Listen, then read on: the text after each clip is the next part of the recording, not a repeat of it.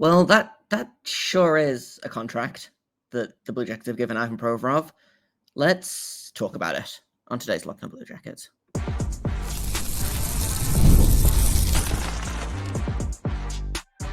You're Locked On Blue Jackets, your daily podcast on the Columbus Blue Jackets, part of the Locked On Podcast Network, your team every day. Hello, and welcome to Locked On Blue Jackets, part of the Locked On Podcast Network, your team every day. I am, as always, your host, Jay Foster, here to give you the good, the bad, and the ugly about your favorite team and mine, the Columbus Blue Jackets. Before we get things started, I want to thank everyone for making this your first listen of the day every single day, despite the fact that it's, 5:30 Eastern when I am recording this. It's fine. But thanks for making it your first, your second, your last listen of the day, and we're free and available on all podcast platforms and over on YouTube. I also have to let you know that today's episode is brought to you by FanDuel. Right now, new FanDuel customers can get $100, $150 in bonus bets if your first $5 bet wins. Let's talk about the Provorov contract, which is large. It is both much longer and much more expensive than I think it should have been. On the one hand, I get it, right? Don Waddell was in a weird spot where obviously Dobson coming off the market, Anderson didn't want to sign here long term. Aaron Ekblad re-signs in Florida. There is a worry that you lose Provorov in free agency tomorrow, right? However, that is just so much money. So, okay, Ivan Provorov signed a contract extension, 7 years at 8.85 million. That's so much money for a guy that honestly was just fine this year. He was better than last season, but he was the fourth best defenseman on this team. And now he's getting paid the second most of all of the defensemen. Now, that's not necessarily, indicative of anything, because, David Severson was previously the second most expensive defenseman on the team, but it just feels like not a panic signing necessarily, but it does feel like, oh, well, we don't have anywhere else to go. I guess we'll take Provorov. But you didn't need to take him for 7 years and $8 million. That's a contract that he's not going to live up to. It's a contract that he's not worth, quite frankly. And now the Blue Jackets defense looks basically exactly the same as it did last year, except more expensive, right? Re-signing Fabbro was great and I thought necessary. I am unsurprised that they re-signed Provorov, especially considering, Ekblad off the market, Anderson doesn't want to come here, Dobson off the market. It sounds like Gavrikov's going to New York. Doesn't sound like they could manage to swing a trade for, someone like Keandre Miller or Bo Byram, both of whom were options, So you have to make a choice whether you go into next season with a defenseman that is not good enough to play with Matejchuk and not good enough to be a top 4 defenseman, or you take a gamble and apparently lock Provorov up long term. Honestly, this is going to sound melodramatic. I hate to use the term worst case scenario, right? Because the worst case scenario is, okay, well, they're the same as they were last season, right? Which I think that they needed to improve. And I think they know that they needed to improve because they went on record multiple times saying, hey, we want to improve the defense. We want to retool the defense, right? Looks like they're going to be going into this season with the exact same top 6 that they had. Jordan Harris is gone, but it looks like it's going to be Werenski and Fabbro, and then Matejchuk and Provorov, and then probably Severson and Christensen on the third pairing, Gabranson in the press box, right? That is basically a net equal to what they were last season, and that team was 2 points away from the playoffs, right? If they can figure out goaltending, probably that makes this look a little bit better, but 8 years is a lot, 7 years is a long time for someone who's already 28 years old, someone who has honestly probably peaked with this team. I don't think he'll be as good next season as he was this season, and I thought this season he was fine, But it is what it is. I still wonder if there's something that they want to do to like improve the third pairing. I know that everyone wants to get rid of Severson's contract, which now that there's basically no right defenseman on the market, I do wonder if there is a little bit more of a market for like a Severson contract. And if you can move the Severson contract, then this looks a lot more palatable, right? But as it stands right now, the Blue Jackets next season, I don't know if Provorov's new contract is. Oh, it's already on Puckpedia. Incredible work. Zach Werenski is making just over 9.5 million. Provorov 8.5. Severson 6.25. Fabbro 4.125. Gabranson $4 million.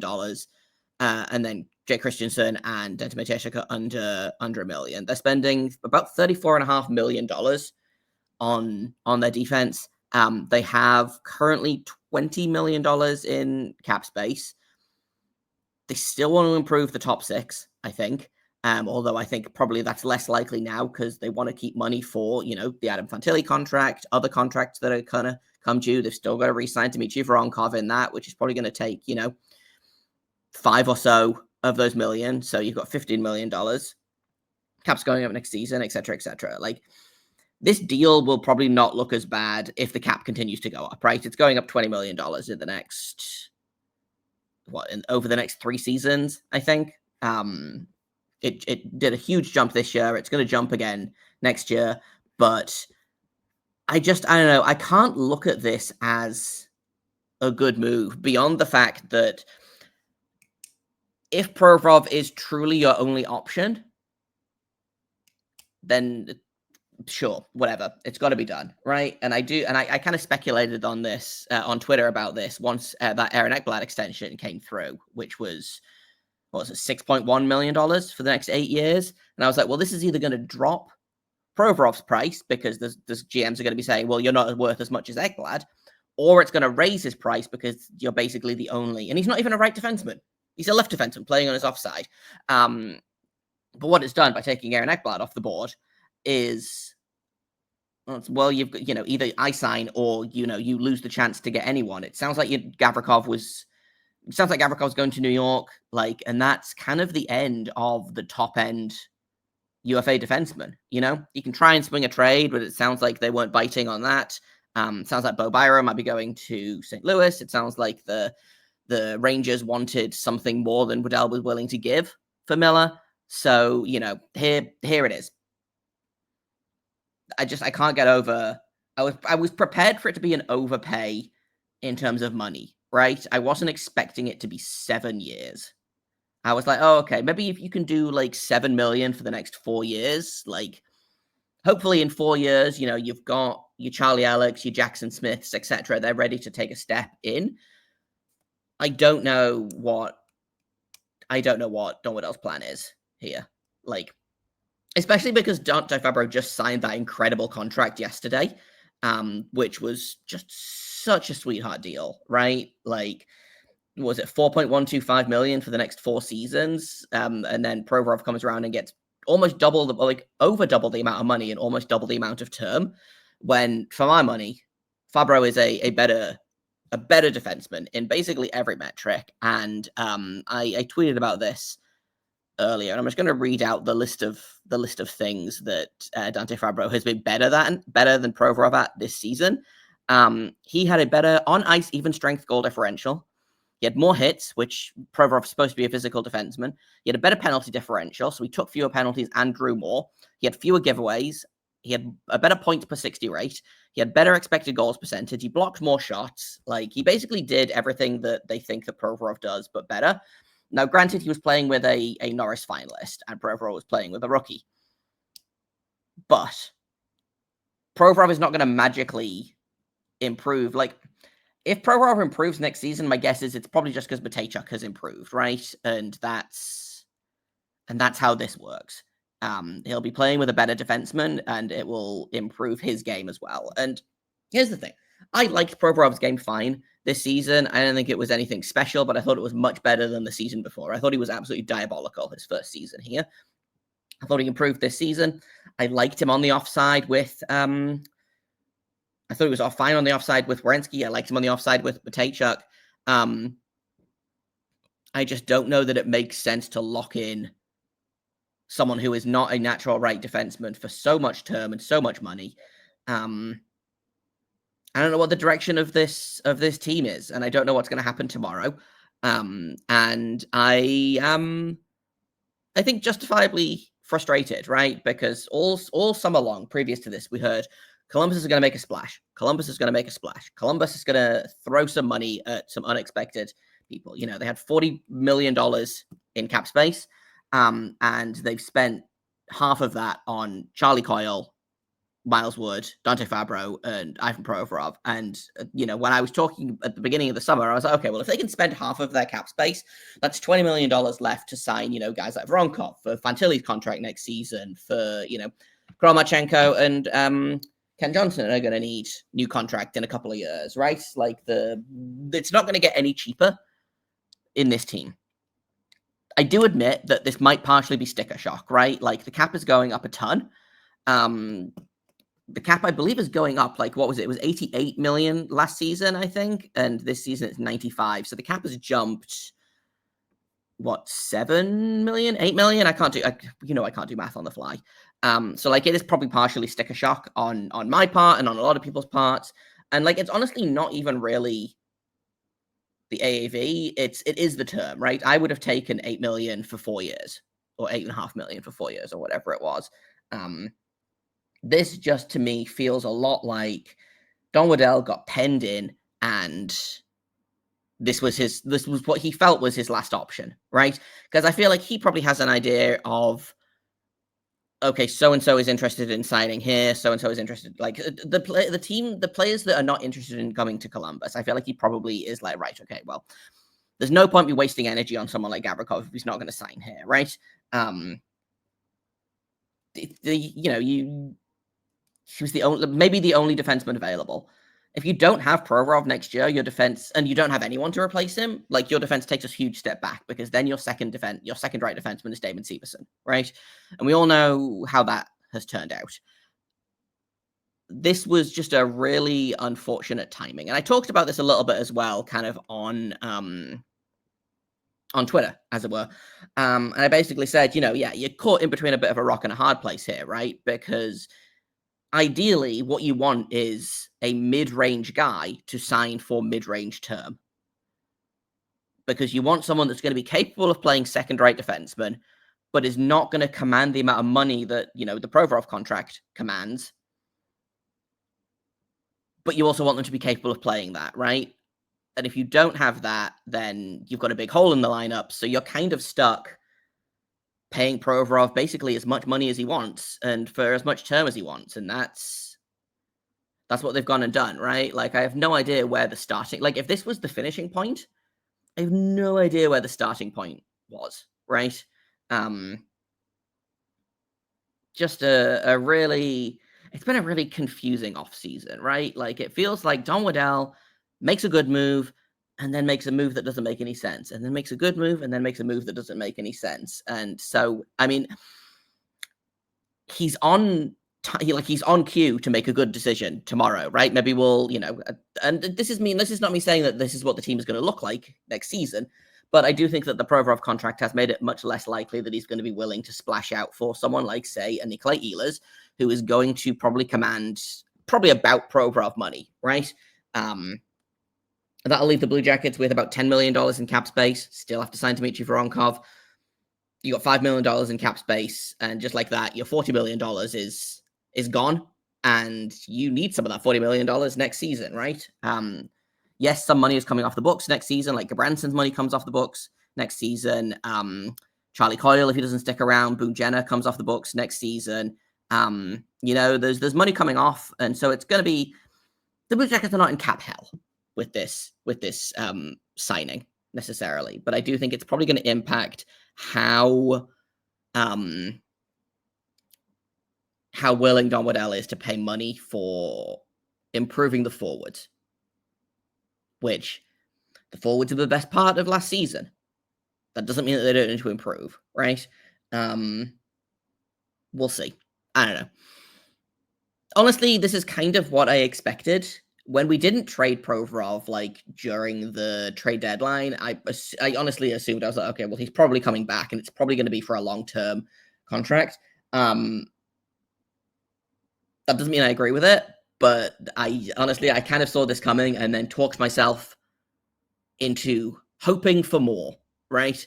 That being said, now that I've got all of my, like, negative thoughts out of the way, here are the things about Ivan Provorov that I don't like, that I like. You know, number one, extremely durable, right? The Blue Jackets have had a lot of injury trouble over the past forever of their existence, basically. Ivan Provorov does not miss a game. I think he's missed like 4 games total his entire NHL career, and I think 3 of those were for COVID, right? Last season, dude dislocates his thumb and then misses the rest of that game and then plays the next game. You know, extremely durable. Again, I like him on that pairing with Matejchuk. I don't hate that as a duo. Do I think that they could have improved? Yes, absolutely. But if they go into this season, and again, this kind of to circle back to my beginning-ish point, this is not like the worst case scenario, right? You've kept Fabbro, which is great. Provorov is very much who he is as a player. He is a known quantity. And if the worst case scenario is that the Blue Jackets are as good as they were last season, yes, the defense needed to improve last season.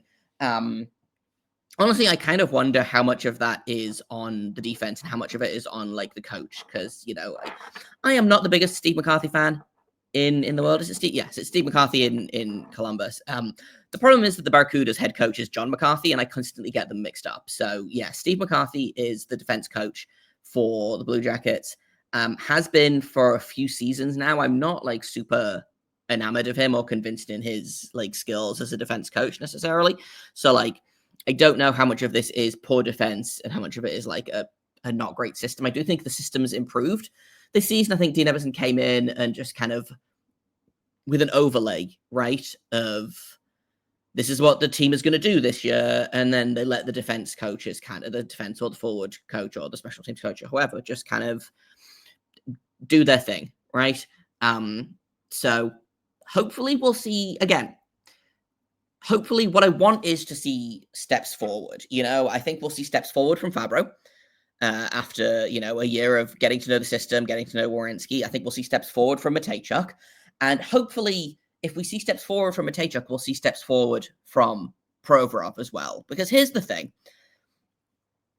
I feel like sometimes it comes across like I'm hoping for these guys to fail, and like that's not the case at all. Like, I would love nothing better for Ivan Provorov next season to become unrecognizable in terms of his play.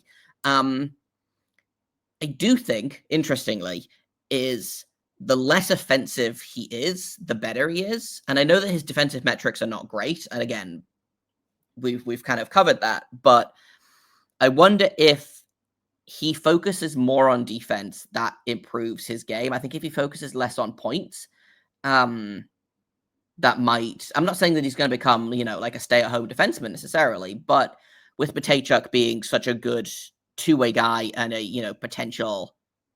not like a Werenski level offensive powerhouse necessarily, but, you know, if you can get 50 points out of Matejchuk at his, you know, maybe not next season, obviously, but, you know, in the next couple of seasons, then that lessens the burden on Provorov, right?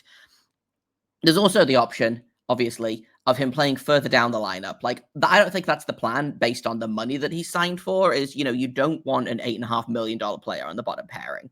Dean Evason trusts him. I think I would trust him a little bit less on the penalty kill, personally. But who knows? Maybe, again, another year of this coach, this system, this everything, like, and to go back to my point about, like, coaching, etc., it's been a lot of turnover for the Blue Jackets, right? What is this? Everson was their 4th coach in 3 seasons, if you count Babcock, which I tend not to. Obviously, Provorov wasn't here for the Brad Larson era, but he was here for Pascal Vincent was Provorov's first year. And obviously, Pascal Vincent was not ideal. So, like, everyone was kind of a bit of a nightmare. Provorov coming from a different system to Columbus, and then a second different system when Everson came into town. So I wonder if, you know, we'll see an improvement from him this season. as he gets more and more used to Everson's whole deal, let's say. I still think this is too long. I still think it's too much money. Hopefully he lives up to this contract, or at least partially lives up to it. Hopefully the cap continues to go up to make it look less like such a big part of the cap. And the other thing as well is, and I think I talked about this a little bit, but like, you look at Aaron Ekblad signing in Florida for $6.1 million, and you're like, man, I don't understand how Provorov is commanding more than that. And I do understand how Provorov is commanding more than that, but like, just frustrating timing, right? We'll see. This has not been the worst off-season of all Blue Jackets off-seasons, right? Like, there is hope here. They did a decent job at the draft. Bringing Fabbro back is great. The young players hopefully will continue to take steps forward. My hope was that the team would grow out of Provorov and, and slowly push him to a depth role. I'm not so sure that's the case right now, but we'll see. This was the best they could have done with who was on the market, I think. If you look at, like, again, people talked about Bo Byram. I wasn't super convinced about Bo Byram. His underlying stats are shockingly bad for someone who's so good at the eye test. And I know just enough about advanced stats to make me dangerous. They were not great. I will say, for, in terms of the advanced stats, there are a couple of places that I look at advanced stats, and obviously not one of them is like the definitive, this is where, like, this is the correct answer of stats, right? I will say the one that I use the most is hockeyviz.com, and that does have Ivan Provorov as a second pair defenseman.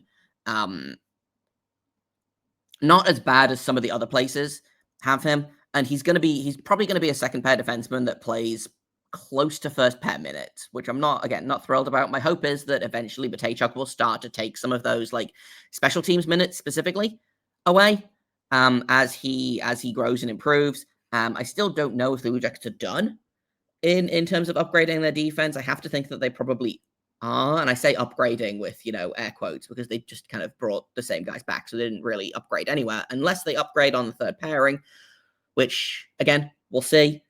They could surprise us. I do think that this is potentially, barring a surprise move tomorrow, I do think that this is probably going to be what the team looks like in October.